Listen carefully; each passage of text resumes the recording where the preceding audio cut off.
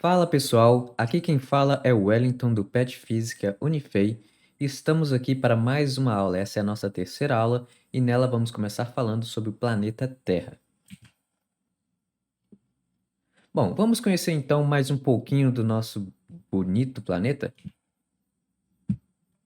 O planeta Terra realiza dois movimentos principais, o de rotação e o de translação. O movimento de rotação é o movimento em que a Terra faz um giro sobre o próprio eixo, ou seja, o movimento que a Terra faz em torno do seu próprio eixo imaginário. Cada giro da Terra ao redor de si mesma dura 23 horas, 56 minutos, 4 segundos e 9 centésimos, e é por isso que convencionou-se que o dia tem 24 horas, uma forma de arredondar esse valor.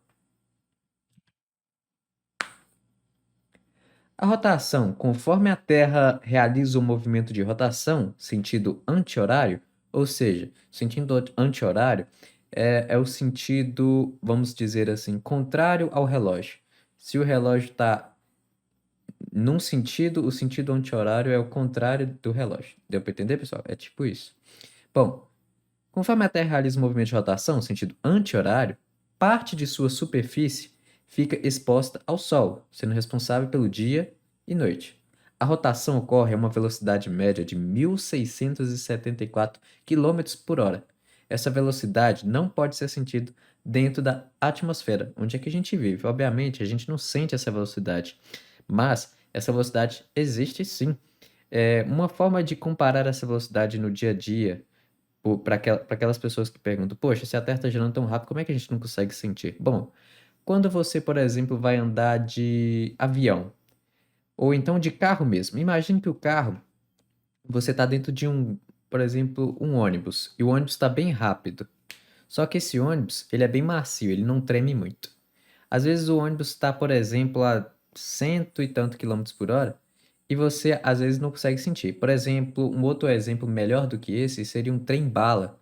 Você pode estar dentro do trem-bala, mesmo ele estando a 800 quilômetros por hora, por exemplo, você não vai sentir que está em movimento, a não ser que você olhe para fora da janela. Nos casos dos aviões acontece a mesma coisa. Você pode andar lá dentro do avião tranquilamente, você não vai ser jogado para trás. Então, essa tem a- esse acontecimento, esse fenômeno ocorre devido a uma questão de inércia, que em outras aulas vocês devem ver isso mais aprofundadamente. Bom, já o movimento de translação, que é diferente do movimento de rotação, é o seguinte: a translação é um movimento realizado pela Terra em torno do Sol. Isso ocorre pelo campo gravitacional gerado pela imensa massa solar, fazendo com que a Terra fique presa à sua órbita. Então, pessoal, rotação, a Terra girando em torno de si mesma. E translação é a Terra girando em torno do Sol. Ou seja, em quanto tempo que a gente dá uma volta em torno do Sol? Um ano, que a gente convencionou para aproximadamente 365 dias. Vou falar mais disso. Mas, é, outra coisa, quando a Terra está fazendo movimento de translação, obviamente ela também está fazendo movimento de rotação. Entendeu, pessoal? Então, são movimentos síncronos, que acontecem ao mesmo tempo. Desse modo, um giro completo da Terra em volta do Sol dura cerca de 365 dias, 5 horas e 47 minutos. O planeta se move no espaço a uma velocidade orbital média de 29,78 km por segundo.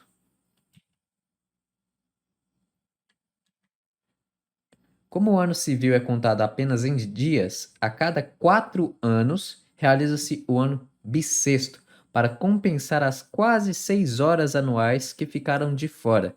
Nele é acrescido mais um dia, o dia 29 de fevereiro, ao calendário. Quando não tem esse ano bissexto, pessoal, no mês de fevereiro ele vai até 28, entendeu? Quando tem o ano bissexto, ele vai até dia 29. Agora vamos falar de pontos cardeais. Os pontos cardeais são pontos de orientação no espaço terrestre, os quais estão relacionados com a posição do Sol. Bom, o Sol aparece todas as manhãs, aproximadamente no mesmo lado do horizonte, e se põe ao entardecer, no lado oposto. Tomando por base esses dois lados como referência, foram estabelecidos os pontos cardeais: ponto norte, sul, leste e oeste. Bom, ponto leste é o lado onde o sol nasce no horizonte pela manhã. Amanhã, de manhã, fique atento para ver onde o sol nasce. Naquela região que o sol nascer, naquele lado da cidade, vai ser o lado leste, ponto cardeal leste. Bom, o ponto oeste é o lado onde o sol se põe no horizonte. O lado norte é o lado que fica à sua frente, ao estender o braço direito em direção à direção que o sol nasce. Então, por exemplo, você acordou, foi lá, por exemplo, no terraço da sua casa. Aí o sol tá nascendo no horizonte. Lá é leste. Então, você aponta o seu braço direito em direção ao leste. Obviamente, o seu outro braço vai apontar para o lado oposto, que é o lado oeste. Em inglês é W de west. À sua frente, ou seja, para onde você está olhando, então, para frente, é o norte. Atrás de você é o sul. Entendeu, pessoal? Então, o sul é o lado que fica em suas costas ao estender o braço direito na direção em que o sol nasce, ou seja, no leste. Já outros pontos que são consequências dos pontos cardeais são os pontos colaterais. Nessa imagem aí que vocês estão vendo, a gente tem lá em cima N, cá embaixo S, à esquerda W, à direita E. São os pontos cardeais. Norte, sul, oeste e este. Ou seja, oeste e leste. E entre cada ponto a gente tem um outro ponto. Por exemplo, NW, NE, MS, SE são os pontos colaterais. Então vamos lá. NE, Nordeste, localizado entre o norte e o leste. É por isso, pessoal, que aquela região onde tem o Ceará, Sergipe e tudo mais é o Nordeste do Brasil. Sudeste, localizado entre o sul e o leste. Então, por isso que a gente que mora em Minas Gerais, a gente vive onde? Sudeste. Noroeste é localizado entre o norte e o oeste. E o sudoeste, localizado entre o sul e o oeste. Coordenadas geográficas. Bom, as coordenadas geográficas são um sistema de mapeamento global, utilizadas pela cartografia e baseada em linhas imaginárias, ou seja, riscas sobre a superfície terrestre e alinhadas ao eixo de rotação do planeta. Então, nessa imagem aí que está aparecendo para vocês, a gente começa lá o Círculo Polar Ártico, Trópico de Câncer, linha do Equador, que é a linha que divide os hemisférios norte e sul, Trópico de Capricórnio e mais ao sul, Círculo Polar Ártico. Bom, pessoal, caso vocês precisem decorar isso, por exemplo, e não conseguir decorar de cabeça, uma dica que eu dou: imagine que você tem um copo. Nesse copo você tem água.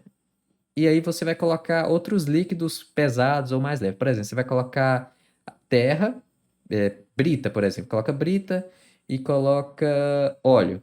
O que vai boiar, obviamente, é o óleo e o que vai para o fundo é a brita. Qual que é a diferença? Densidade, enfim, vamos dizer assim, massa. Vamos chutar assim, falar de forma grotesca, é massa. O mais pesado vai para o fundo e o mais leve boia.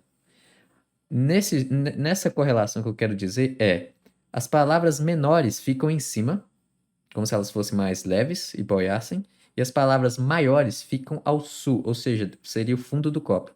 Então, nessa imagem, se a gente reparar, o círculo polar tem dois círculos, o círculo polar ártico e o antártico. Como é que você vai saber qual que está o norte e qual que está o sul? Lembra? O que tem a palavra maior vai afundar.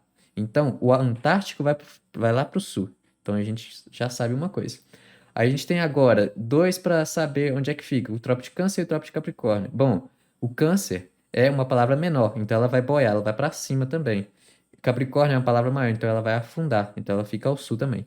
E a linha do Equador, não tem como errar, pessoal. A linha do Equador é a linha que divide o planeta ao meio, entre o hemisfério norte e o hemisfério sul. Então ela é aquela linha que sempre está ali no meio. Deu para entender, pessoal? Eu espero que essa dica aí tenha ajudado. Bom, essas linhas imaginárias que formam as coordenadas geográficas seguem caminhos horizontais, que foram os que eu disse agora, e também tem os verticais, os quais são definidos como latitude e longitude. Latitude é em relação às linhas horizontais e longitude em relação às linhas imaginárias verticais. Note que as longitudes determinam os fusos horários mundiais, ou seja, as linhas verticais determinam os fusos horários mundiais, enquanto as latitudes, ou seja, as horizontais, determinam os tipos de clima da Terra devido à incidência dos raios solares. Então, nessa imagem, a gente está vendo que a Terra tem o seu eixo de inclinação ali de aproximadamente 23 ponto alguma coisa graus, e tem o eixo imaginário dela que corta ela ali no norte, indo para o sul, por exemplo. E a gente percebe que a incidência solar não é igual, igual para todo o planeta hemisfério norte e sul. Então, essa diferença de incidência maior ou menor, dependendo da época do ano, vai determinar os climas, as estações, na verdade.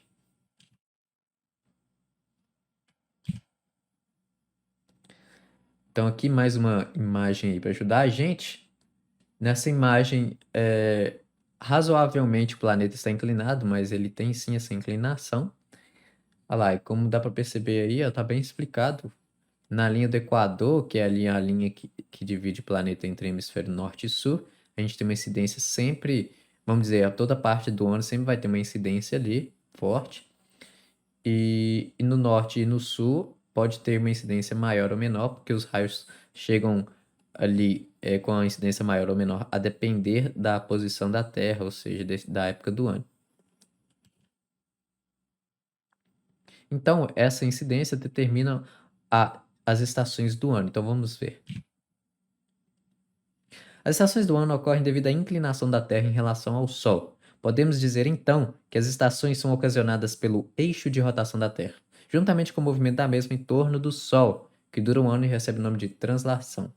Então, as estações ocorrem, pessoal, devido a essa inclinação que diferencia aí, dependendo da época do ano, a incidência solar, como dito, e, obviamente, o movimento de translação também, né? Porque o movimento de translação faz com que, em determinadas épocas do ano, essa inclinação seja, vamos dizer assim, mostrando a parte sul, mais, de certa forma, mais tempo para o Sol, e em outra época do ano, a parte que está mais voltada para o Sol é a parte norte, né? O hemisfério norte do planeta. Imaginem um peão que você gire e ele é inclinado, ele não vai girar em pezinho, ele vai girar torto. Então imagine que uma lanterna está batendo nele.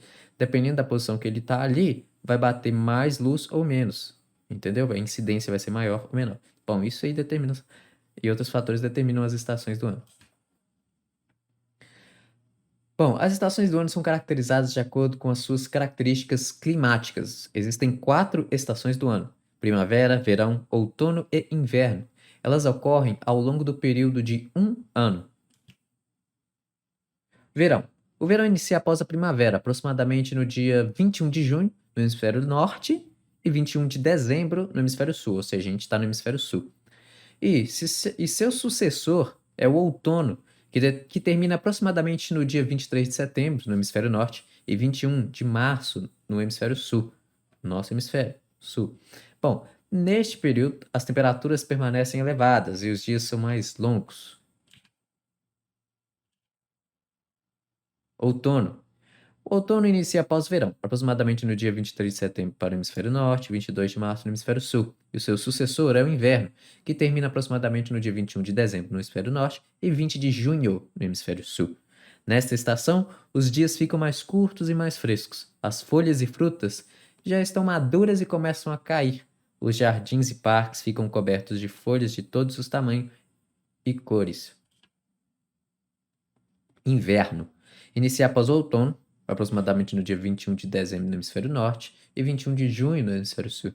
E seu sucessor é a primavera, que termina aproximadamente no dia 21 de março no hemisfério norte e 23 de setembro no hemisfério sul. A principal característica do inverno é a queda da temperatura, podendo variar para algumas regiões bem abaixo de zero, até mesmo no Brasil, principalmente no sul, obviamente. Bom, a primavera inicia após o inverno, aproximadamente dia 20 de março no norte e 23 de setembro no sul. E o seu sucessor é o verão, que termina aproximadamente dia 21 de junho no hemisfério norte e 21 de dezembro no hemisfério sul. A principal característica da primavera é o reflorescimento da flora e da fauna terrestre. Bom, agora vamos falar de solstício. O solstício representa o posicionamento do Sol em seu limite máximo, isto é, o Sol estará em seu auge ao norte ou ao sul. Essa maior declinação do Sol em relação à linha do Equador tem como consequência a maior iluminação de um dos hemisférios. Esse fenômeno ocorre em dois momentos do ano, junho e dezembro. Quando a incidência solar é maior em um dos hemisférios, ocorre o solstício de verão. Já quando a incidência solar é menor em um dos hemisférios, ocorre o solstício de inverno. O solstício de verão é caracterizado por ter os dias mais longos do que as noites. No solstício de inverno, as noites são mais longas do que os dias. Já o equinócio representa o posicionamento médio do Sol em relação à Terra, isto é, nenhum dos hemisférios está inclinado em relação ao Sol, estando incidindo seus raios diretamente sobre a linha do Equador, iluminando então razoavelmente igualmente os dois hemisférios. Esse fenômeno ocorre em dois momentos do ano, em março e em setembro. A ocorrência do equinócio dá início à primavera e ao outono, em razão da mesma intensidade dos raios solares em ambos os hemisférios. Os dias e as noites possuem a mesma duração. Zonas térmicas. Bom, com base na forma esférica que a Terra possui, os raios solares incidem na superfície de forma desigual. Quanto mais próximo da linha do Equador, mais elevada é a temperatura, pois os raios atingem a superfície terrestre, formando um ângulo de 90 graus. Em contrapartida, os polos recebem luz solar de maneira extremamente inclinada. Podemos encontrar áreas muito quentes e outras muito frias, mas também existem regiões não muito quentes e nem muito frias, regiões temperadas. Zonas polares. As zonas polares são regiões localizadas nos polos que recebem luz solar de maneira extremamente inclinada. Por isso, não ocorre o aquecimento da superfície com a mesma intensidade que outras zonas. Nelas são registradas as menores temperaturas do mundo. Zonas temperadas. Elas compreendem as áreas cujos raios solares atingem a superfície de maneira não muito inclinada nem muito perpendicular. Bom, essa característica produz temperaturas amenas.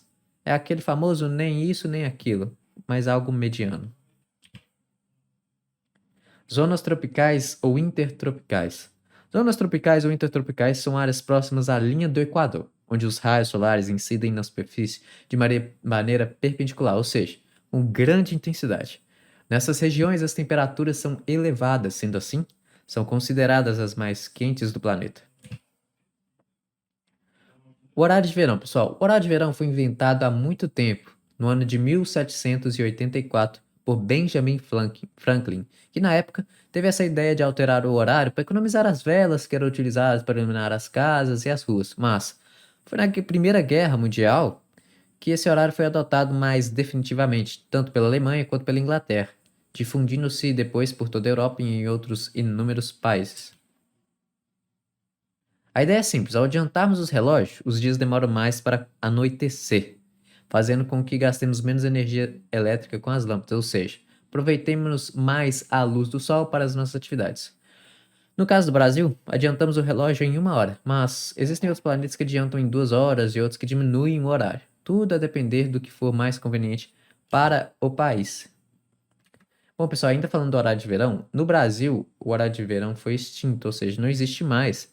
Bom, dentre as justificativas para isso são o avanço tecnológico, né, pessoal? Hoje em dia existem muitos ar-condicionados, aparelhos eletrônicos, digitais, televisão, computador, celulares e tudo mais. E acabou que foi visto, né, estudado e analisado que o horário de verão não estava mais assim, nossa, fazendo uma grande diferença na conta final, assim, dos países, do país do Brasil, no caso, né? Então acabou que o Brasil extinguiu o horário de verão, beleza, pessoal? Não existe mais. Bom, então a gente chegou ao fim dessa nossa terceira aula. Eu espero que vocês tenham gostado. E, como sempre, caso tenham alguma dúvida, podem nos procurar. Até o próximo vídeo, pessoal. Muito obrigado.